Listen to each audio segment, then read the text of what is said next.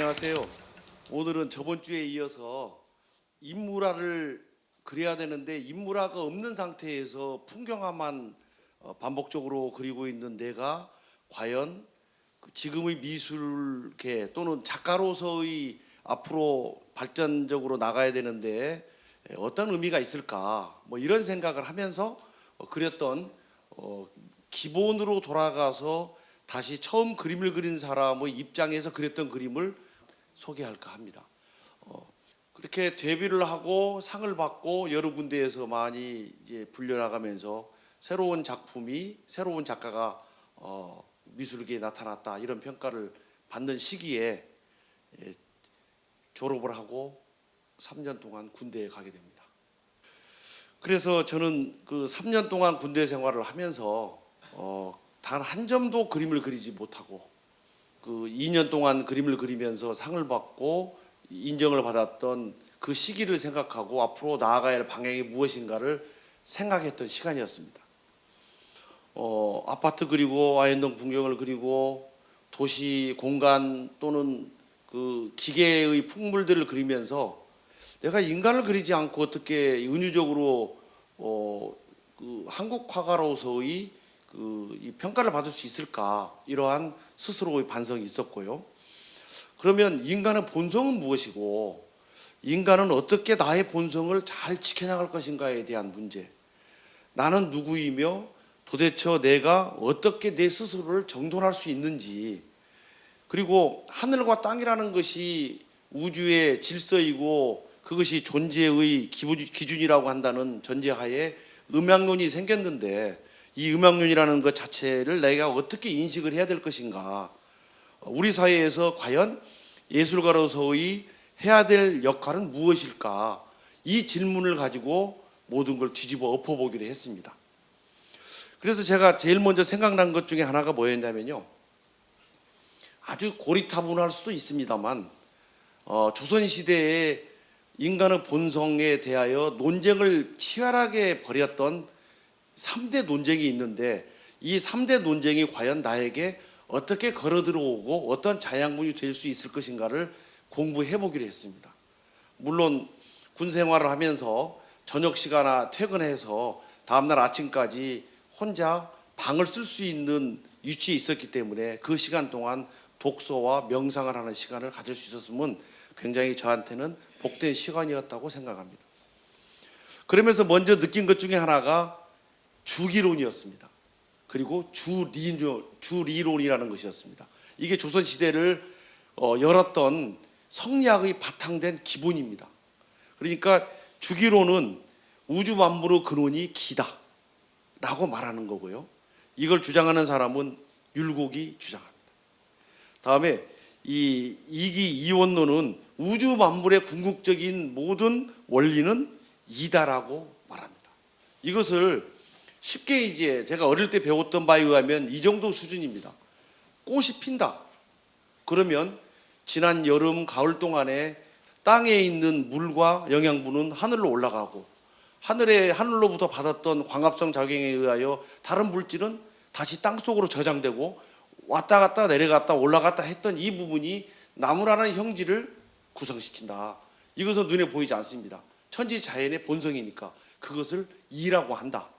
그런데 그 나무 속에서 우리가 알지도 못하는 빨간 꽃이 피고 노란 꽃이 피고 열매가 맺었다. 그것을 기라고 어린 시절에 배웠습니다. 그런데 이것이 둘이냐 하나냐 가지고 이율곡과 이퇴계 선생은 끊임없이 논쟁을 벌이고 싸웁니다. 그것이 조선시대 초기의 대논쟁이었습니다. 그러면 그 모든 것은 기라고 생각했던 사람들은 모든 현상은 기가 움직임에 따라서 다르게 나타난다 그러면서 선한 측면만을 가리키는 개념으로 이렇게 생각합니다. 그래서 사람의 기질은 굉장히 여러 가지가 있지만 선하게 변화를 시킨다면 인간의 선한 본성이 나타나서 사회를 발전적으로 이룩할 것이다, 이렇게 생각하는 것이 이기 이론론이었습니다. 그러니까 잘 알다시피 이것이 사단 칠정론으로 발전하는데요, 사단은 인간이 가지고 있는 본성, 칠정은 자연 현상에 의하여 물성에 의해서 바뀌는 것을 이야기합니다. 그래서 인간의 본성인 측은지심, 수호, 사양, 십이지심이라는 네 가지를 가지고서는 변할 수 없다, 이게 이야기를 하고요. 다음에 그 사물에 접하면서 표현이 바뀌는 것, 이걸 희노애락 애호욕이라고 합니다. 불교에서는 이 칠정을 다르게 이야기하죠. 그런데 이 주리론을 주장했던 학자들은 우주 만물의 궁극적인 실제를 이라고 보는데, 기는 생멸한다, 없어진다. 꽃이 피고 지고 없어지죠. 열매가 맺고. 그러나 이는 없어지지 않는다 라고 하는 것에서 이의 중요성을 이제 강조하죠. 그래서 모든 것은 선한 본성인 사단은 이가 꽃피운 곳이다라고 생각하면서 기는 결국은 이것을 위해서 그 선과 악이 섞여 있는 존재일 뿐이다라고 말을 하는 이 논쟁이 굉장히 치열합니다. 철학이라는 것은 눈에 보이는 가시성보다도 인간의 정신을 어떤 이 좌지우지하기 때문에 하늘과 땅, 인간 그리고 동물에 대한 부분들이 어떻게 관계 지어야 되는가, 어떤 관점으로 봐야 되는가에 대해서 이 조선시대의 학자들은 이렇게 이제 주장하고 있었습니다. 첫 번째는 그렇게 주리론에 대한 논리입니다. 그래서 그것을 사단 칠정으로 이제 정리가 되고요. 두 번째는 호랑 논쟁이라는 것이 발생합니다. 호랑 논쟁은 지금 우리 사회의 현재의 위치에서 봤을 때에도 적절하긴 합니다. 그런데 이것의 근본적인 것은 인물성 동론과 인물성 이론이라는 게 있습니다. 무슨 말이냐면 사람의 인성과 본성과 물성은 같다라고 주장합니다. 또 한쪽 사람은 인성과 물성은 다르다라고 주장합니다. 이 두 가지 다른 것이 18세기에 정말로 치열하게 싸움이 붙습니다. 불교에서도 말할 때 모든 물성은 다 있다. 개도 물성이 있고 본성이 있다. 부처가 될 수 있다라고 얘기하지 않습니까? 근데 이런 부분들이 이 성리학에서도 치열하게 이제 붙습니다. 이 문제를 일으켰던 원래의 질문이 1678년에 이렇습니다. 동물은 기질을 변화시키면 인간과 다를 바가 없이 인간의 길을 갈 수 있는 것인가요? 라고 묻습니다. 이것에 대한 답 때문에 치열하게 동물과 인간은 같다 다르다, 식물은 같다 다르다를 이제 규명하고 있는 거죠. 여기에 굉장히 큰 오류가 있습니다. 인성과 물성에 대해서 논쟁하면서 인간이 가축과 같은가 다른가, 가축을 선하게 교육시키면 과연 선한 가축이 되고 동물이 되는가를 논하면서도 진정으로 그 당시 계급이 양반, 중인, 상민, 노비였습니다. 천민이었습니다. 물성이 같은가 다른가를 논했던 그 사람들은 이 노비들에 대해서, 신분에 대해서는 단 한 명도 논의하지 않았습니다. 심지어는 정조가 노비제도를 폐지하려고 하니까 잘 알고 있는 대학자들이 노비제도를 폐지하면 조선이 망한다. 우리가 익히 알다시피 고려시대 때에는 노비가 10% 정도뿐이 안 되었지만 조선시대에 이르러서 15세기, 16세기 가면서 40%, 41% 정도가 노비였습니다. 계속 갈수록 노비가 되었고 특히 세종시대 때에는 노비의 양이 그때부터 급진적으로 늘어납니다. 심지어 북방지역의 기생을 파견시키기도 합니다. 그래서 노비는 신분에 있어서 어떤 일이 있어도 양보하지 못하는 한계를 지니고 있었다는 거죠. 이게 제가 군생활하면서 공부를 하면서 느꼈던 우리의 민낯이었다고 저는 생각했습니다. 즉 그들은 자기의 기득권을 절대 버리지 못했다.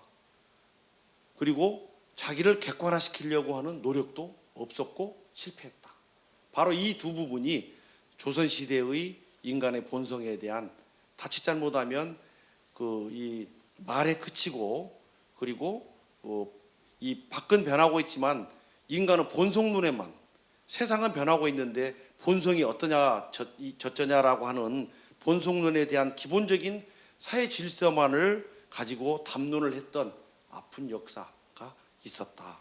그래서 조선은 뒤떨어질 수밖에 없었고 몰락하기를 걸을 수밖에 없었다. 저는 짧지만 그렇게 생각을 했습니다.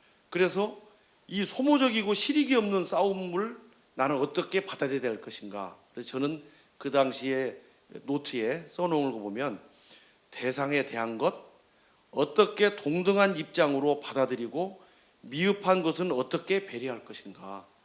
내가 매일 반성하며 살아도 부족하다. 이렇게 이제 이 공부를 좀 하면서 그렇게 메모되어 있더라고요. 그래서 어려운 게, 그러니까 자기를 객관화시킨다는 것은 쉽게 남의 입장에서 나를 본다 이런 개념이죠. 그런데 조금 더 그걸 이제 사유 깊이를 또 다르게 해보면 원래 지니고 있었던 본래 그대로의 나, 그리고 다른 사람이 보는 나, 그리고 내가 보는 나, 이 세 가지가 간극을 없애버리는 것, 그것이 자기 객관화의 방식입니다. 저는 자기 객관화가 얼마만큼 중요한 것인가를 그림을 통해서 느끼고 실천하려고 그렇게 생각을 했습니다. 제대를 하고 다시 이제 대학원을 다니고 입학을 해서 대학원을 다니고 그림을 그리는 작가로서 시작을 했을 때 이 3년 동안 있었던 기득권을 버리고 나를 객관화시킨다라는 그 사실이 너무 저희 몸에 뼈저리게 다가왔기 때문에 그것이 마치 예술적 작가 정신의 두 점이라고 생각을 했습니다. 그래서 저는 내 것이 있었는가, 아파트를 그렸을 때 과연 내 것으로 그렸는가. 있었다. 각각의 주제에 대해서 내용을 내가 집어넣고 기존에 없었던 것을 새롭게 해석한 것은 있었다. 그런데 전반적으로 한국화, 수목화의 틀을 벗어나지 못한 것은 내가 마치 약간 끈앞풀에서 내 스스로가 끌려다니고 있는 것은 아닌가. 전부 다 없애버리자. 내가 처음부터 어릴 때부터 배웠던 수목화의 기본적인 질서나 정신이 중국 것이거나 내 것이 아니라고 생각하고 전부 다 파괴한다 라고 먼저 생각을 했고요. 두 번째는 내가 비슷하게 그렸던 이 그림들이 자꾸 그리면 잘 그려져요. 그리고 사람들이 잘 사가려고 하고 돈방석에 앉을 수도 있다는 생각이 들어서, 그리고 많은 돈을 또 제시하기도 하고 화랑에 있는 인류화랑 주인들이 와서 그림을 또 전시하겠다, 사겠다고 해서 순간적으로 유혹에 있었습니다. 이 그림만 계속 그린다면 나는 일정 부분 자본에 대한 노예가 되지 않겠다. 돈을 좀 벌고 편하게 그림 그릴 수 있겠다라는 생각을 했지만 순간적으로 내가 나를 복제하고 내가 나를 모방한다는 것은 작가로서의 멸망의 길을 걷는 거다라고 정리를 했습니다. 그래서 그것은 더 이상 아파트나 그런 도시 풍경을 그리지 말자. 다음에 인간이라는 것이 어떻게 있어야 되는가에 대한 문제를 아까 조선시대 3대 논쟁을 한번 생각해 보면서 인간을 그려보자 이런 생각을 했고요. 그래서 가장 낮은 위치에서 세상을 보자. 나보다도 못난 사람은 하나도 없다. 그런 생각이 들었고, 그리고 살아있는 사람의 치열한 정신을, 그것이 돈이 있든 없든 간에 매우 귀하다. 그 귀한 정신을 나는 받들자 이런 생각을 하면서 삶의 정신을 그려보고자 했습니다. 그리고 모든 것은 어릴 때 5살 때 그림을 그렸을 때의 기본으로 돌아가서 손가락으로 땅바닥에 그림을 그렸던 시절로 돌아가서 진정성을 가져보자.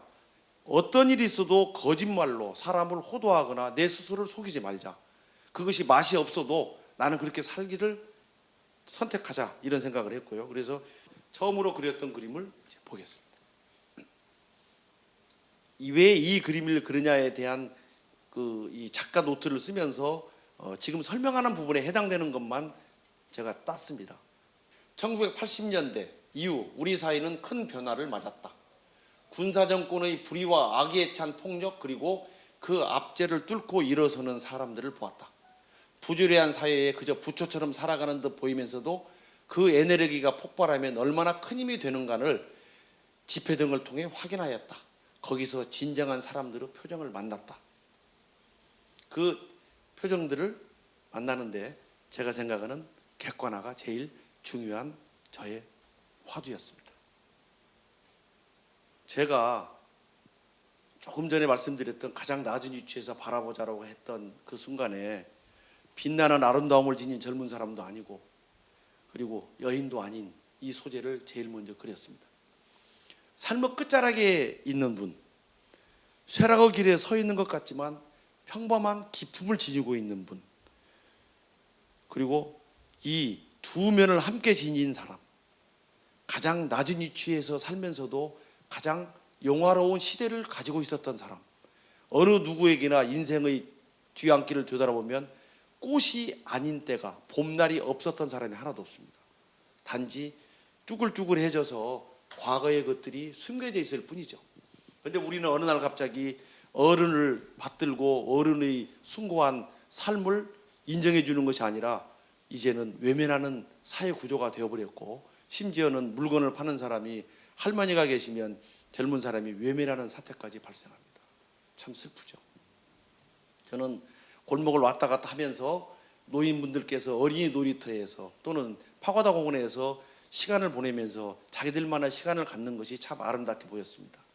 그리고 그분들의 눈빛을 통해서 한쪽 눈과 한쪽 눈이 다르게, 동공의 표현과 다르게 표현함으로 인하여 과거와 현재와 미래를 끊임없이 생각하고 있는 사람에 대한 느낌, 그런 것들을 그리고자 했고, 그리고 이 정도 중전을모를 쓰고 이 털옷을 입을 정도 되면 여유가 그렇게 없는 분도 아니고 자식의 사랑이나 효도를 받고 있는 사람인 것만은 틀림이 없습니다. 그런데 이런 분들이 모여서 두 분이 덩그러니 다른 곳을 쳐다보고 있는 것은 어찌 보면 우리 사회의 어두운 면일 수도 있겠다, 이런 생각이 들었습니다. 처음에 그림을 그린 그림이어서, 왜냐하면 본질만 그리고 나머지는 싹 빼버리자, 모든 지금까지 면에 대한 것, 아파트를 그렸을 때의 구성주의적인 것을 싹 제거한다 라고 했을 때 남는 것은 선뿐이 없었고, 선을 통하여 인간의 본체, 실체를 드러내려고 하는 욕심 때문에 이렇게 이제 그림을 그렸는데, 선이 복잡하고 많이 문지르다 보니까 사족이 많이 붙어 있습니다. 이 그림은 드러내놓기가 부끄럽지만 저의 이런 과거가 있었기 때문에 맨 땅에 넘어져서 다시 일어날 수 있지 않았을까, 이런 생각이 들기도 하고요. 그런데 이때부터 느낀 몇 가지 중요한 것 중에 하나가, 지금도 마찬가지입니다. 그림을 그리는 도중에 실수하거나 잘못 그린 것을 저는 실패로 여기고 버리지 않았습니다.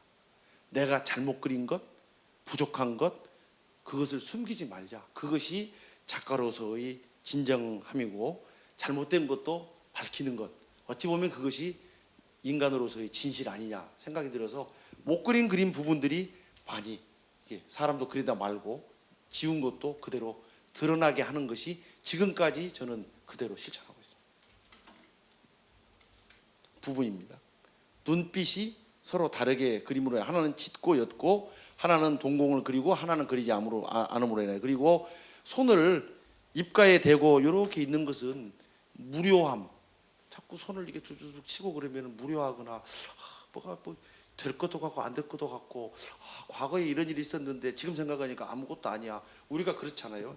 누구고 치열하게 막 싸웠는데 세월이 조금 지나고 보니까 내가 그때 참아버릴 걸, 이런 일도 많이 있거든요. 그때 왜 이렇게 목숨을 걸고 싸웠을까, 뭐 이런 느낌. 그런데 이 그림을 그리면서 저는 과정에 충실해야 된다고 생각했는데, 이 노인분하고 많은 이야기를 나눈 결과 제가 지금 말씀드린 그런 내용들을 얻을 수 있었습니다. 말하지 않고 소재를 그냥 빌려오는 것은 그림의 진실성이 없습니다. 이 그림을 그릴 때 저는 대학을 졸업하고 대학원을 다니면서 중학교에서 교편을 잡고 있었습니다. 금난여자중학교에서 이화대학교 병설에 있었는데, 그때 연세대학교에서 엄청난 한국 사회의 변화 속에 변혁기에 시위를 했었죠. 너무나 매캐한 냄새 때문에 어린 아이들이 마스크를 쓰고 있는 모습을 자주 볼 수 있었고, 그 모습을 시대에 대한 대표적인 풍경이라고 저는 생각하여 그림을 그렸습니다. 저는 시대를 그리자라고 하는 생각, 내가 눈으로 보고 있는 이 땅의 현실을 그리자라고 하는 생각, 고통조차도 마스크를 쓰면서 승화시키고 있는 어린아이와 같은 모습을 통하여 승화된 모습을 나타내보자. 그리고 어린아이는 그럴수록 매우 선하고 순한 눈빛으로 그려보자, 이런 생각을 했었습니다.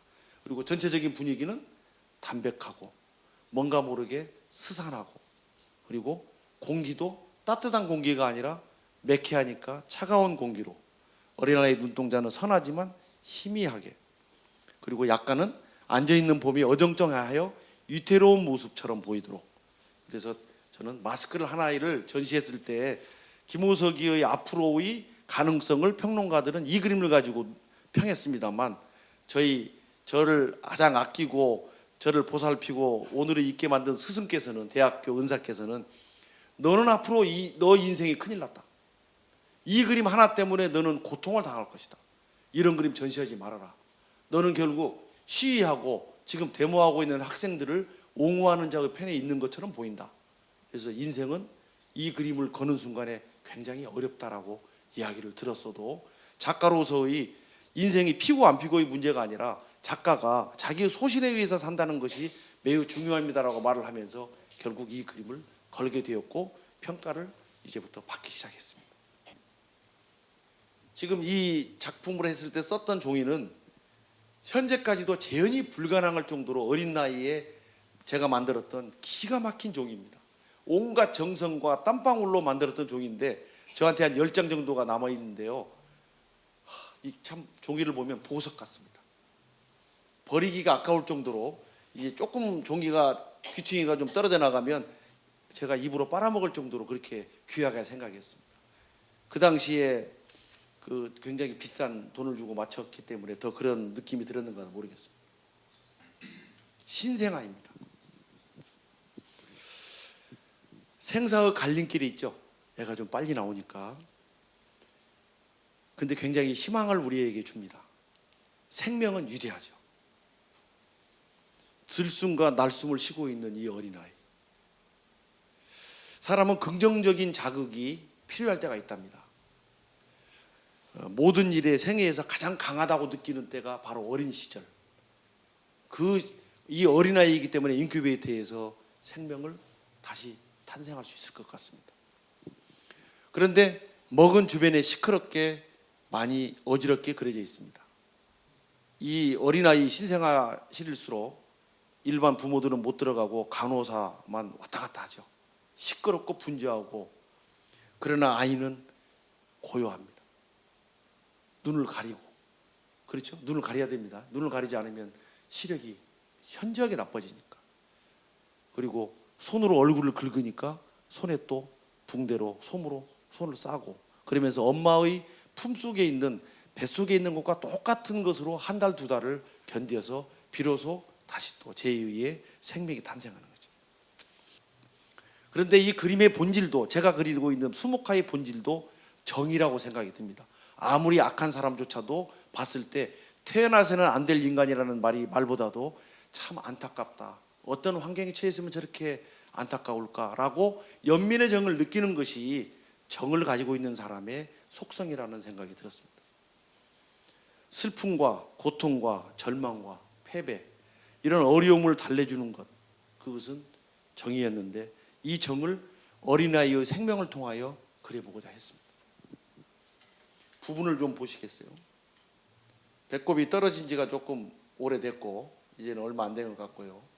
그래서 참 저는 참 숭고한 생명에 대한, 그리고 참 이런 모습을 보면은 아름답습니다. 그 아름다운 모습을 그리고자 했습니다. 부부간에 장사를 하고 있는데 참 냉정하게 서로 말을 않고 있는 모습이 마치 흙과 백, 인생의 황혼길에 든 노부부가 생활에 찌들어서 몸이 아팠는지 어떤지 저 부인은 몸이 많이 부어 있었고, 남편분은 그냥 어깨가 굽은 대로 굉장히 고통스러운 듯한 모습이 익혀졌습니다. 물론 이분들이 팔고 있는 그 작은 푸성키를 사면서 대화를 나눠보니까 서로 불만이 많아요. 나이가 먹을수록 서로 안고 서로 이해해 줘야 되는데 잘못한 것만 눈에 보이는 것 같고 가시에 대한 이야기만 하고 있어서 그 아주머니는 골격이 크고 굉장히 힘들게 혼자 모든 것을 관통했던 사람, 남편은 왜소하고 등이 굽었지만 결국 아주머니 심부름을 해주는 사람으로 있으면서 그 스트레스가 좀 있었고, 그런데 아주머니는 눈꺼풀이 쭉 내려앉아서 눈이 보이지 않을 정도로 새 삶에 대한 연륜이 켜켜이 느껴졌고, 그런데 누구에게나 이 두 분에게도 꿈 같은 시절이 분명히 있었을 겁니다. 이분들도 다른 사람도 우리를 얼마나 부러워했을까요? 라고 처음에 이야기합니다. 그러니까 안동에서 미라에 나오는 원희 엄마의 편지하고 똑같은 이야기를 하시는 거예요. 두 사람이 얼마나 사랑하고 얼마나 서로를 아끼고 그리고 당신이 있는 순간에 얼굴만 보고 있어도 얼마나 행복했던지, 그때는 밥을 먹지 않아도 얼마나 자기는 당신이 옆에 있는 것만으로도 좋았던지 눈물 나도록 좋았다라고 이제 얘기합니다. 아내가. 남편도 그때는 너무너무 당신이 좋았고 행복했었는데 갈수록 너무 싸나워져서 내가 당신이 무서워진다 이렇게 얘기하더라고요. 근데 사람은 그렇잖아요. 처음에는 남자가 쌩쌩한 것 같지만 가면 갈수록 여성 호르몬이 많아지니까 남성이 여성화되고, 여성이 50대가 넘으면 이제는 딱 힘이 줏대가 딱 세면서 명령 지시들이 탁탁 내려지는 게 일반적인 사람의 형성이라고 그래요. 근데 그 부분을 이렇게 본성을 기질을 확 바꾼다는 것은 좀 어렵죠. 조금 누그러뜨릴 수는 있지만, 그러나 이 두 분이 열심히 싸우면서도 그 현실을 이기기 위하여 그 작은 돈을 벌고 있는 것은 참으로 그 노력은 저는 숭고하다고 생각을 했습니다. 제 그림 중에서 잘 못 그린 그림인데, 이렇게 그림을 그리다가 먹물이 흐르는 것조차도, 붓을 2번 대는 것조차도 그대로 남겨두는 습관을 이제 들이기로 했습니다. 흙과 백에 대한 대비, 그리고 침묵과 침묵이 아닌 사람들에 대한 또 다른 희망. 분명히 이분은 그냥 등이 굽어서 석고처럼 굳어져 있지만 이분은 그래도 뭔가 말을 하고 있는 분위기입니다.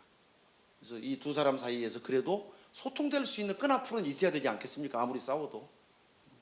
김밥 파는 노인입니다. 허리가 굽은 할머니가 얼굴을 내부로 싸고 있습니다. 한쪽은 치약을 발라가지고 코 밑에 붙이고 다닐 때도 있었죠. 삶을 가장 치열하고 가장 적극적으로 살아가는 모습을 보면서 젊은이들은 그 당시에 민주화를 위하여 목숨을 버리는가, 또는 목숨을 버리지 않는 사람들은 울분을 토로하면서 싸웠습니다. 특히 이런 할머니의 적극적인 모습을 보고 명분을 가질 수 있었습니다. 자리를 움직이면서 이리저리 팔아야, 김밥을 팔아야 자기 자식들에게, 손자에게 용돈을 주고, 나이가 드셨지만 이리 두리번 저리 두리번거리며 배고픈 학생들에게는 먹어서 싸울 수 있는 힘을, 그리고 돈이 부족하면 다음에 달라고 그냥 주는 모습들을 한두 번이 아니라 저는 몇십 차례를 보았습니다. 바로 이런 분의 헌사가 있었기 때문에 우리 사회는 지금 이만큼 좋아지지 않았나 이런 생각이 들고요.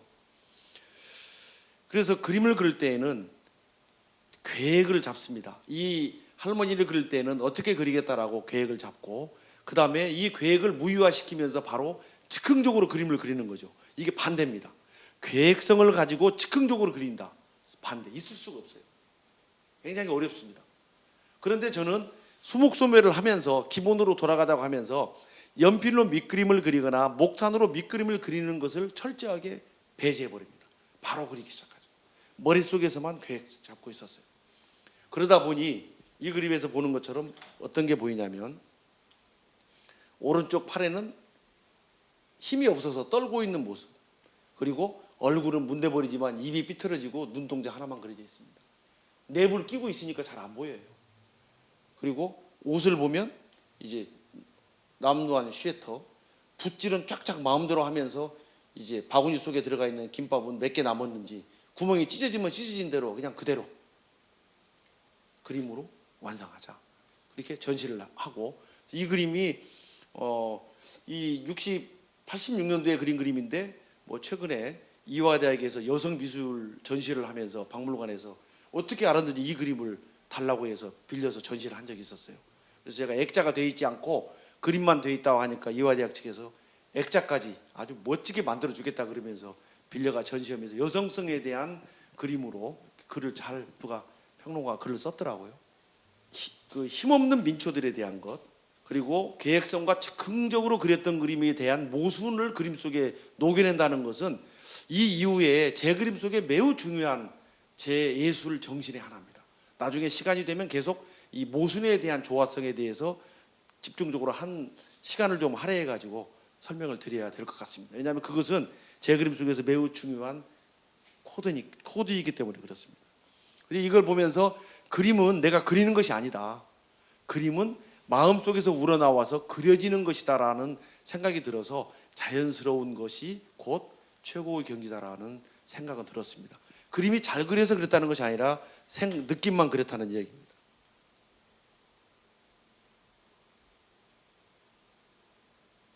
참 용감했던 것 같고요. 그림을 숫자로 따지면 몇백 장을 그렸는데 제가 골라내는 것이 이 정도 수준입니다.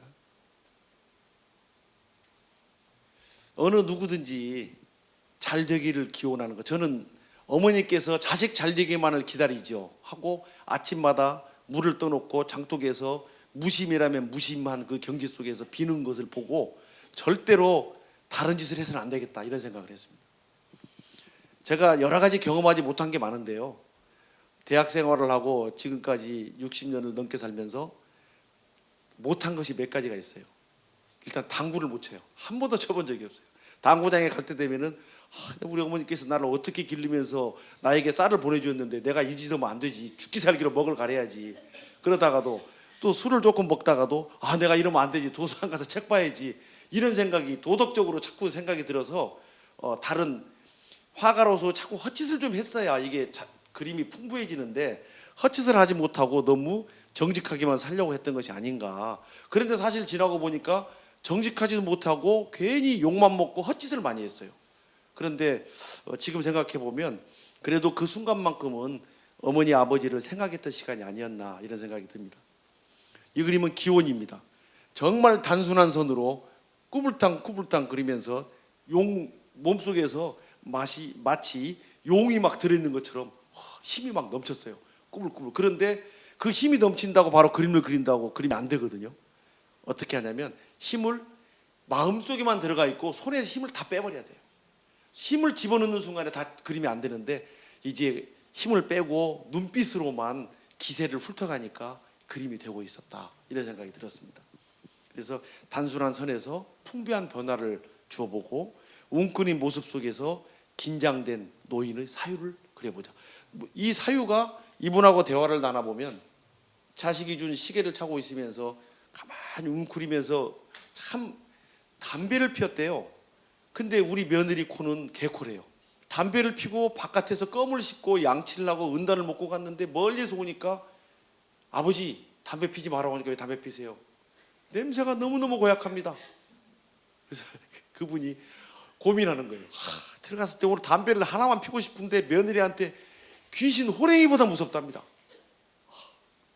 그래서 저도 살면서 시아버지가 혹시 담배 피더라도 며느리가 시아버지 흉보지 말아라. 이분은 유일한 낙이 바깥에서 친구들과 놀면서 이야기하고 담배 한 대 피는 것이 낙이었는데 담배 피지 못하면서 스트레스를 받고 인생이 저렇게 피폐화되면 어떻게 하겠느냐. 그래서 이 얘기를 주고받았는데 정말 멋진 분이셨어요. 학교에서 교장 선생님을 하시고 학생들을 가르쳐서 제자들이 많은데 그래도 본인이 여한 없이 살았다는 것에 대해서 매우 뿌듯하고 그런 분이 길거리에 돌아다니면서 아침에 휴지를 줍고 그걸 버리고 담배꽁초를 줍고 다니는 걸 보고 야 실천하는 삶이란 이런 거구나. 그래서 지식인이라는 게 우리 사회에서 아직도 쓸모가 있다 이런 생각이 들었던 정말 가슴이 뭉클했던 사람을 그릴 때 가슴이 뭉클한 이 마음을 가지고 붓질을 하지 않으면 그림이 안 된다고 생각을 했었습니다. 이거 흰색은 조개가루로 만든 물감이에요. 다른 물감은 다 변해도 다른 것은 다 변해도 종이가 노랗게 변해도 이 흰색 물감은 변하지 않습니다. 그래서 흰색 물감 쓰기가 제일 어렵습니다. 거의 변하지 않는 거기 때문에 주변에 지금 이 정도 흰색으로 보이는 것은 세월이 좀 지났다는 거거든요. 그리고 한쪽은 흙과 백으로 조화가 잘 이루어지지 않으니까 나도 모르게 점을 콕 찍어서 조화를 꾀하려고 했었던. 그래서 그림은 그냥 자기의 마음에서 움직이는 대로 제일 좋은 경지를 심수상응이라고 합니다. 마음 가는 대로 손이 움직이는 거예요. 그래서 그림을 어떻게 그렸는데 나도 모르겠어요. 손이 그냥 그렸어요. 어떤 사람은 그러죠. 어떻게 글을 잘 썼어? 그러니까 몰라요. 볼펜심이 나오면 그냥 글이 돼요. 무의자연의 경지 속에서 그림과 글씨를 쓰는 것이 최고의 경지라고 하는데 저는 사실은 그 정도는 안 되고 억지로 많이 노력을 하고 그것을 몸으로 체득하면서 배웠던 시기입니다. 이 그림을 걸어 놓으니까 인사동에 이제 전시할 때 포스터로 만들어 놓으니까 사람들이 그림을 때려요. 원숭이가 재수 없다고. 지금도 그런가 봐요. 그럼 젠데비 띄인 사람들은 마치 만나면 다 재수 없는가 보죠. 사람의 관념, 편견은 대단히 무섭습니다. 이 관중의식이라는 제목인데요. 원숭이가 눈알이 빨갛습니다. 서울역 앞에서 야바이꾼을 만났습니다. 원숭이를 갖다 놓고 옷을 입히고 이리 뛰게 저리 뛰게 만듭니다. 그래 놓고 번호표를 주더니 26번, 72번, 56번 저도 걸렸어요. 그거 걸린 사람은 맹한 사람들이에요. 예, 딱 하니 이건 코가 딱 끼게 생겼다 그러면 번호를 불러요. 누군지 알고. 그래서 저한테 모든 세금 다 제해주고 이 시계에 줄값도 안 되는 10,000원의 시계를 팔겠다. 그러니까 저는 이게 좋겠구나 하고 이제 살라고 그러죠. 그 순간에 원숭이 얼굴을 보니까 원숭이가 아주 해악적이었습니다. 싸구려 시계하고 원숭이하고 무슨 상관이 있을까? 이 야바이꾼은 왜 원숭이를? 그러면서 순간적으로 제 머릿속을 때리는 것이 거짓을 통해서 진실을 말하고 진실을 통해서 거짓을 말하고 있는 이것들. 이게 왜 그런 생각이 났는지 작은 노트입니다. 자신에게 진실할 수 있는 자유를 원숭이에게도 줘야 되겠다. 이런 생각을 했고요. 그래서 결국은 인간이 원숭이를 이용해서 사람을 끌어보았지만 원숭이는 자기 흉내를 내는 인간을 보고 피곤해하고 네가 곧 나의 흉내를 내는구나라고 이제 말하는 거예요. 인간은 사실은 동물 같다고 하지만 동물이 바라보면 어떻게 생겼어요? 너 욕하지 말아라. 나는 너보다도 우등해라고 생각하는 동물도 많이 있을 거거든요. 그런데 사람은 원숭이를 이용해서 마치 흉내내는 대명사처럼 말하지만 사실은 그렇지는 않습니다. 해악입니다. 저는 이 그림을 그리면서 앞으로 나의 주제 중에 하나를 해악미를 큰 틀로 끌어가자라고 생각해서 보이는 그림들이 해악미가 많이 이제 보일 거예요. 해악은 불평등하고 사회 문제를 반전시켜 버립니다. 그래서 가장 이상적인 공동체 사회를 지향하는 데 그 목적이 있습니다. 그러니까 사실대로 드러내지 않죠. 절대로. 그리고 과장하고 왜곡시키고 비꼬아서 그것이 어떠한 그 대립이 아닌 그냥 동정심을 유발하는 것이 해악입니다. 그러나 우리는 풍자라고 이야기하는 것이 또 있어요. 풍자할 때 자자는 송곳입니다. 송곳. 찔러버리는 거예요. 그래서 풍자풍 찌를 자자인데 이것은 비판적으로 어떠한 인물을 공격하면서 자기가 생각하는 이상을 밝히는 것, 웃음을 유발합니다. 굉장히 싸납죠. 그래서 풍자와 해악은 다릅니다. 한국의 오랜 동안 형성되어 있는 해악은 굉장히 수준 높다고 하죠. 호랑이와 까치가 같이 놀고 있는 것도 해악미가 있다고 해요. 아무리 싸나운 호랑이도 까치가 하늘을 날아다니다가 똥을 싸면 호랑이는 맞을 수밖에 없습니다. 그러나 두 개는 서로 개체가 독특성이 있는 거죠. 그런데 사람이 이상한 것 중에 하나가 희극이 있습니다. 남의 고통을 보고 웃고 그러는 게 희극이죠. 이 희극은 흉내를 내거나 과장하거나 움직임이 조금 변형되어 있거나 기계적인 어떤 해석이 있어야 돼요. 기계적으로 해석이 들어가 있어야 희극의 요소가 발생합니다. 절대 자연스러운 것은 없어요. 다음에 누구가 닮은 꼴이거나, 즉 인간이 원숭이를 닮았거나 원숭이가 인간을 닮았거나 닮은 꼴이거나, 다음에 반복적으로 계속 행위를 하거나 어떤 것을 뒤틀어버리거나 또는 실수, 방임, 구멍을 파놓고 사람이 지나가는 것, 몰래카메라 이런 것들이 다 희극적 요소죠. 이 부분은 약간 그 인간적 테두리를 벗어난 희극성은 존재하지 않기 때문에 희극의 요소는 반드시 인간적입니다. 인간의 둘레에 들어가 있습니다.